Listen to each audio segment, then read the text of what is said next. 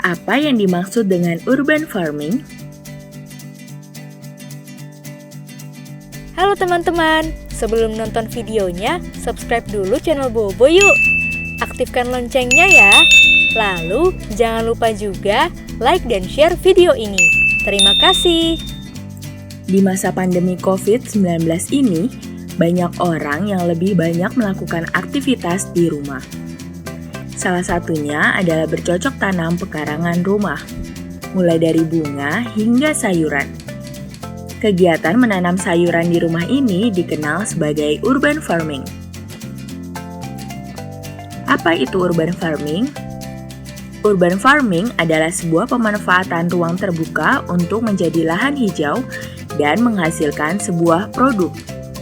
Kalau pertanian yang umum kita ketahui, biasanya dilakukan di wilayah pedesaan, berbeda dengan urban farming. Urban farming dilakukan di wilayah perkotaan, misalnya di area pemukiman penduduk. Urban farming biasa membantu masyarakat untuk menghasilkan bahan pangan sendiri, sehingga akan mempersingkat waktu pengiriman hasil pertanian kepada masyarakat di kota.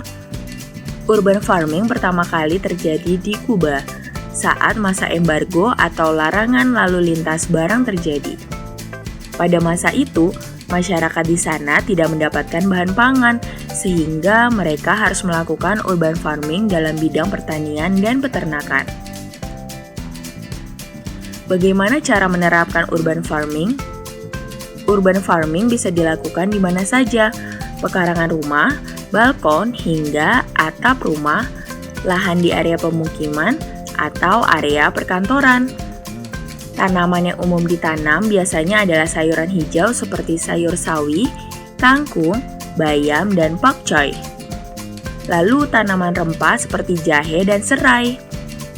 Umbi-umbian seperti singkong dan ketela. Dan buah-buahan seperti cabai, tomat, anggur, dan mentimun. Jika wilayah sangat terbatas, urban farming juga bisa dilakukan dengan metode hidroponik, vertikultur, aquaponik, dan wall gardening.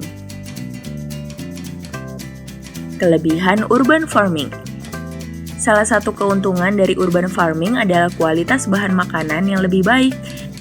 Karena semakin cepat bahan makanan sampai ke konsumen, maka gizi yang terdapat di dalamnya masih bagus. Selain itu, jika urban farming dilakukan di rumah, kita bisa jadi lebih hemat karena bisa langsung mengambil hasil panennya. Lebih hemat lagi jika bisa memanfaatkan peralatan dari barang yang ada di rumah seperti kaleng atau botol bekas dan pipa paralon. Kita juga bisa langsung memastikan kualitas bahan makanan karena teknik menanam seperti cara organik dan bahan pupuk yang digunakan, serta memastikan tanpa menggunakan pestisida untuk mengusir hama. Bagaimana teman-teman? Apakah kamu tertarik untuk menerapkan urban farming di rumah? Teman-teman, jangan lupa kunjungi website untuk anak ya, bobo.id. Like, comment, share, dan subscribe juga ke channel Bobo yuk!